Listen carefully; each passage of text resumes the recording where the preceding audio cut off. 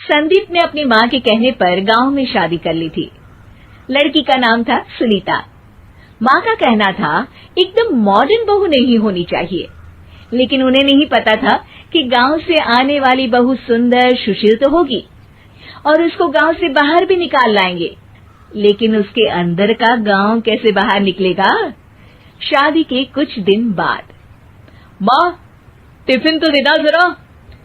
बेटा अब तो स्कूल नहीं ऑफिस जाता है, माँ से नहीं अपनी बीवी से टिफिन मांगा कर। ओके माँ। सुनीता टिफिन ले आओ। एक लो टिफिन, इसके अंदर पिस्ता डाल दिया है। पिस्ता? पिस्ता क्यों? सास जी ने बोला था ना कि आपको पिस्ता बहुत पसंद है। ओहो, मैंने पिस्ता नहीं पास्ता बोला था, पास्ता। पास्ता? कहीं होता है पास्ता? अरे बेटी तू रहने दे, मैं बना दूंगी। अच्छा किया कि पाव भाजी बनाने का नहीं बोला, वरना किसी के पाव बना देती है। सुनीता को बुरा लगता है, लेकिन उसकी नादान हरकतें कम नहीं होती। ऐसे ही एक दिन, अरे तुमने ये क्या लगाया है? अरे आप वो फूस फूस करके लगाते हैं ना, वही। डियो? का दियो? किसको दियो? अरे वही ना जिससे खुशबू आती है। हाँ सही पकड़े हैं। अच्छा लेकर तो आना। कौन सा डियो लगाया तुमने?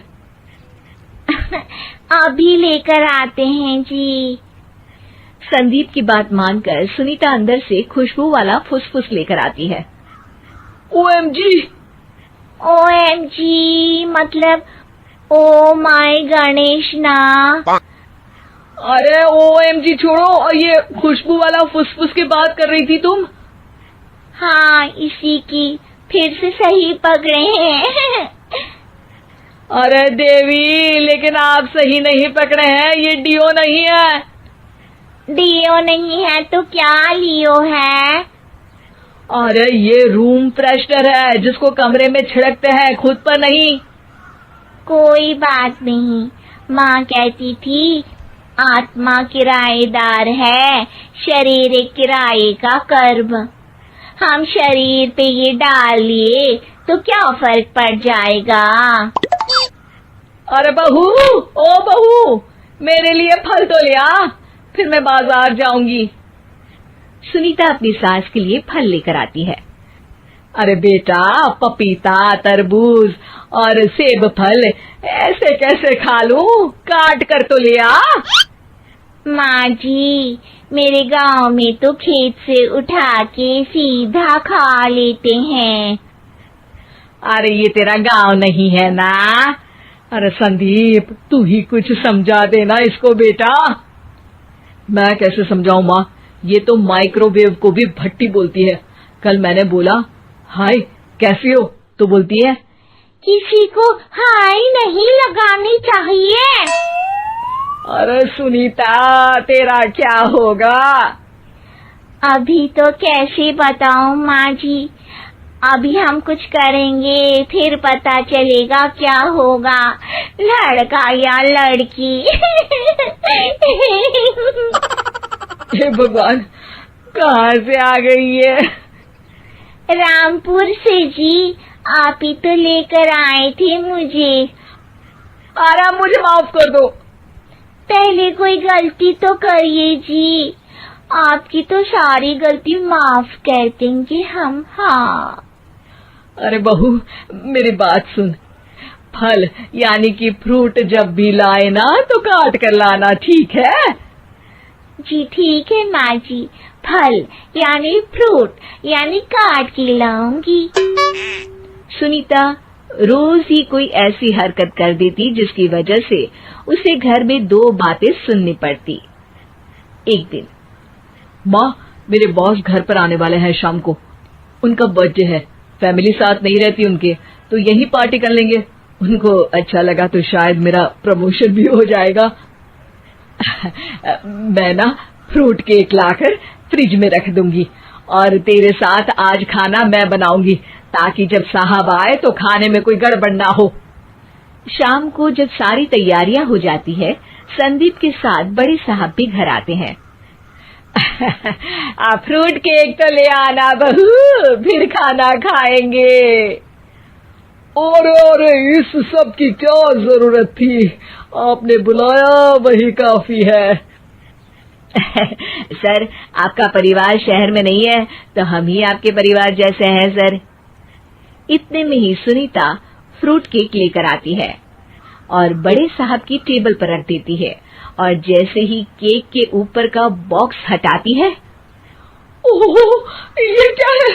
केक तो कटा हुआ है, मैं तो ऐसा नहीं लाई थी। आप मुझे शाबाशी दे सकती है माँ जी, मैंने ही केक काट दिया।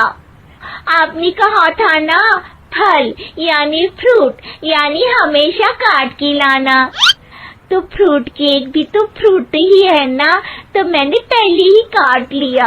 होना मैं समझदार। अरे बहू, ये क्या किया?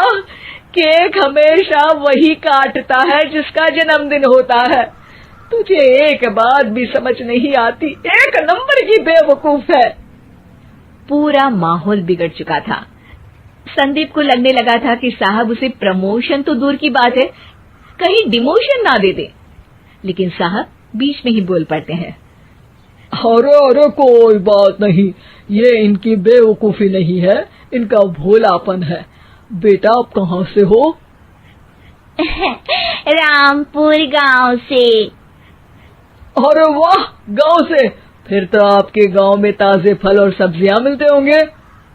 हाँ, सही पकड़े हैं। हम तो काटते भी नहीं, सीधा खा लेते हैं।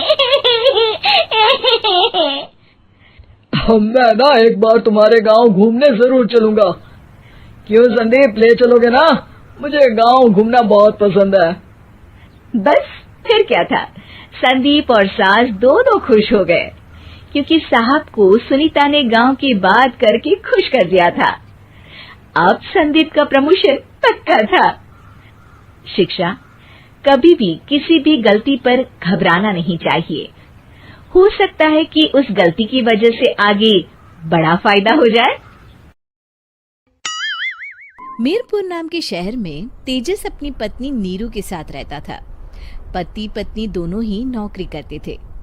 एक दिन तेजस गांव अपनी माँ के पास फोन करता है। हेलो, प्रणाम माँ। जीते रहो माँ, तुम दादी बनने वाली हो। अरे वाह, ठीक है बेटा, मैं कल ही आती हूँ। जब माँ जी शहर पहुंची तो बेटे बहू ने बहुत अच्छे से स्वागत किया।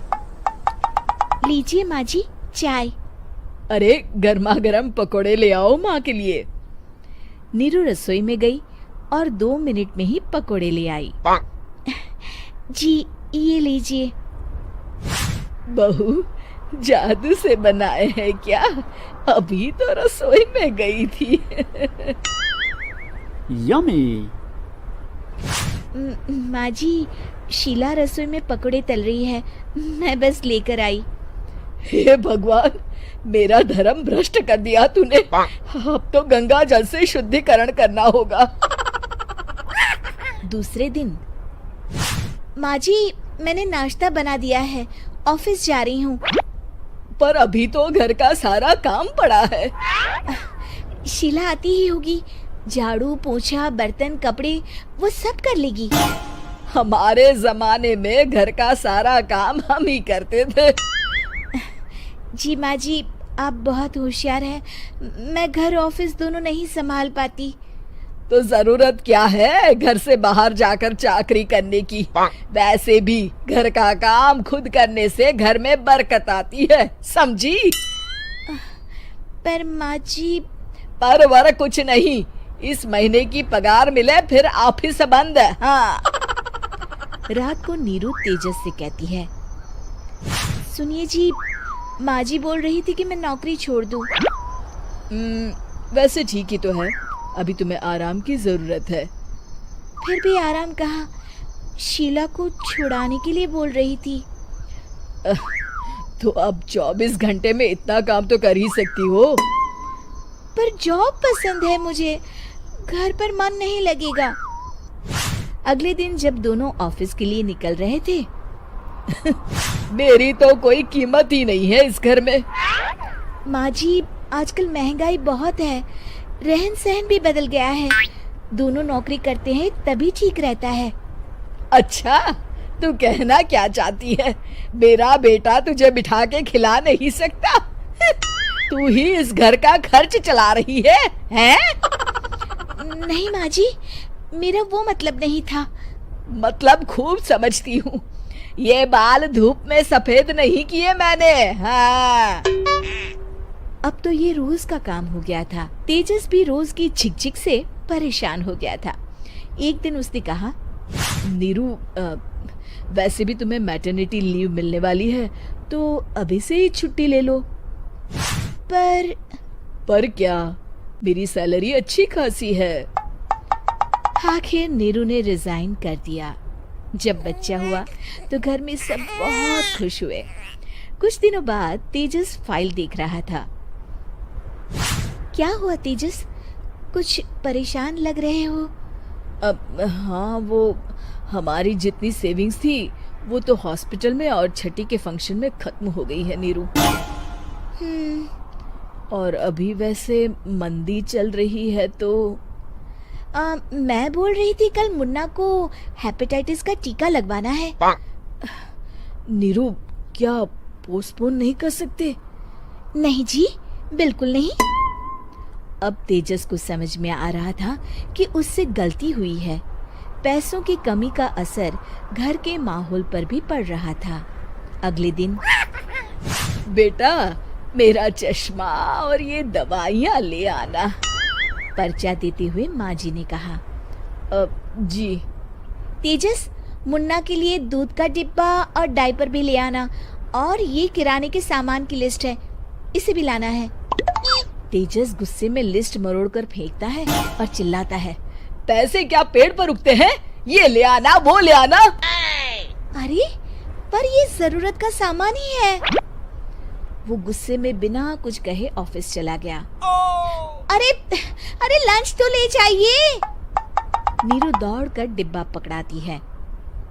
एक दिन खाना खाने के बाद, नीरू,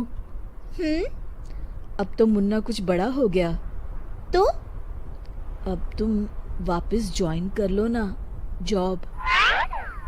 पर इस रिसेशन में जॉब मिलना बहुत मुश्किल है। ट्राई तो करो। फिर मुन्ना? माँ जी है ना, और एक फुल टाइम मेड भी लगा लेंगे। पर माँ जी, उन्हें तो पसंद नहीं।